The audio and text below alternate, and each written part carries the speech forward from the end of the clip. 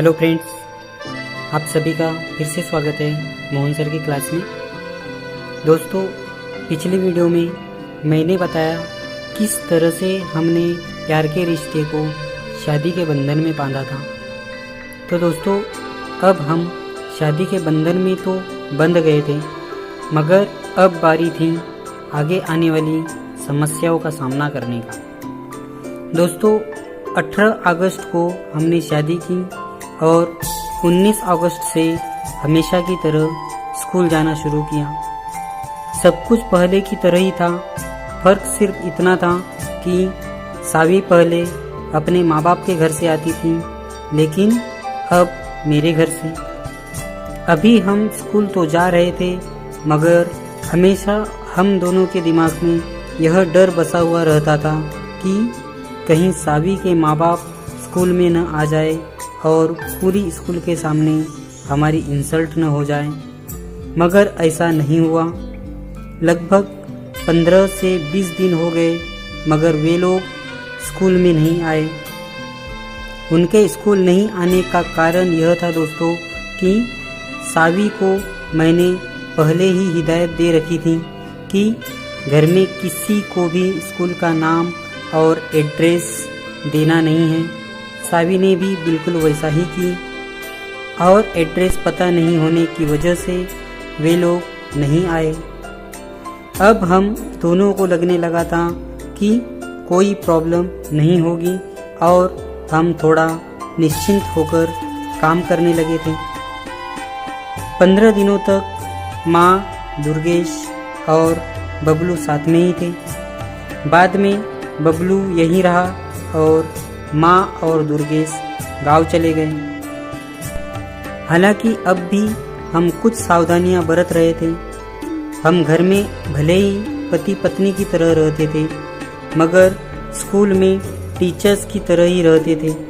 घर से हम साथ में निकलते थे, मगर स्कूल वह पहले जाती और मैं 5-10 मिनट बाद जाता था। इतना ही नहीं, स्कूल में हम एक दूसरे की तरफ देखते भी नहीं थे। इस तरह से लगभग 6-7 महीने बीत गए, मगर किसी को भी हमारे रिश्ते पर संदेह नहीं होने दिया।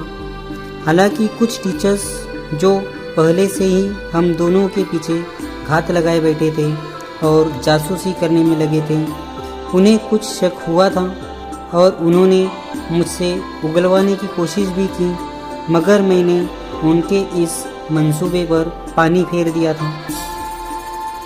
लगभग साल बीत गया, मगर कहीं से भी किसी प्रकार की समस्या नहीं आई। साल भर के बाद एक दिन सावी का भाई एक पुलिस कांस्टेबल को लेकर मेरे रूम पर आया। उस पुलिस वाले ने मेरा मोबाइल नंबर ट्रैक करके एड्रेस पता किया था। पुलिस वाले ने यही कहा कि जो किया सो किया, अब इस रिश्ते को अच्छे से निभाओ। और तभी से सावी की बातचीत उनके माँ बाप और भाई से होने लगी। हालांकि आज भी इनके पापा बात नहीं करते और आज भी हम उनके घर नहीं जाते, लेकिन अब सब कुछ ठीक ठाक चल रहा है। दोस्तों, यह तो थी मेरी और सावी की शादी की बातें। अब चलते हैं स्कूल की तरफ। तो दोस्तों, धीरे धीरे सब कुछ नॉर्मल होता गया और हम दोनों स्कूल के काम पूरी जिम्मेदारी से करने लगे थे।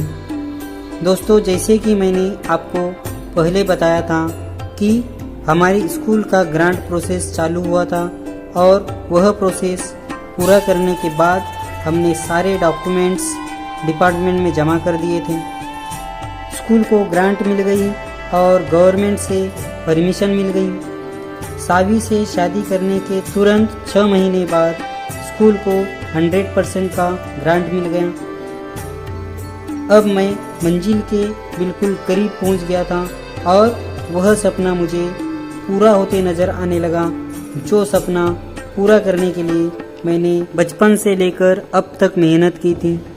अब मेरे मेहनत के तवे पर सफलता की रोटी पक चुकी थी और अब बस उसे खाना बाकी रह गया था।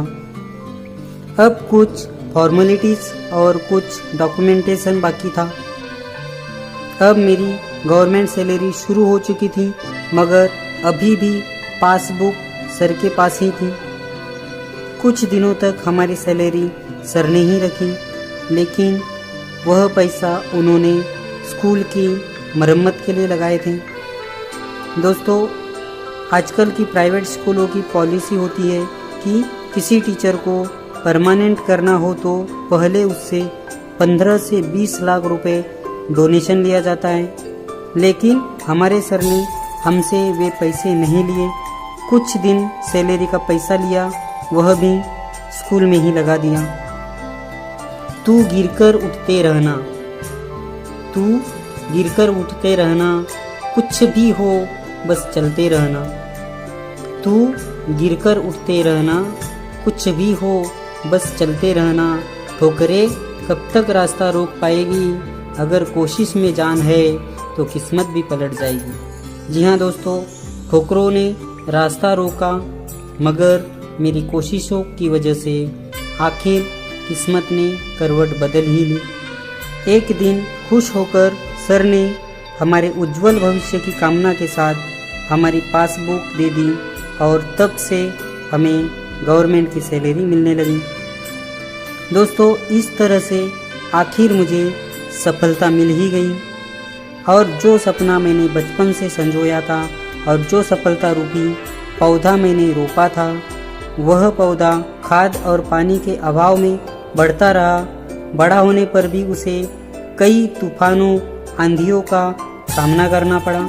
कई ऐसी बाढ़ आई जो उसे बहा ले जा सकती थी, मगर वह पौधा दृढ़ता के साथ खड़ा रहा और आखिर उसके जीवन में बहार आई और आज वह पौधा मजबूत पेड़ बन चुका है और उसमें फूल और फल भी लग चुके हैं। तो दोस्तों, इस तरह से मैंने गरीबी, भेदभाव, ईर्ष्या, जलन और साजिशों का सामना करते हुए आखिर सफलता पा ही ली। जिंदगी जीने का तरीका उन्हीं लोगों को आया है, जिंदगी जीने का तरीका उन्हीं लोगों को आया है जिन्होंने अपनी ज़िंदगी में हर जगह धक्का खाया है। जिंदगी जीने का तरीका उन्हीं लोगों को आया है जिन्होंने अपनी ज़िंदगी में हर जगह धक्का खाया है। जमाया है सर्द रातों में खुद को, जमाया है सर्द रातों में खुद को, तपती धूप में खुद को तपाया है। वही हुए हैं सफल ज़िंदगी में, वही हुए हैं सफल ज़िंदगी में, उन्होंने ही इतिहास रचाया है। तो दोस्तों, अब मेरी अगली वीडियो का इंतज़ार कीजिए और तब तक के लिए मुझे आज्ञा दीजिए। धन्यवाद।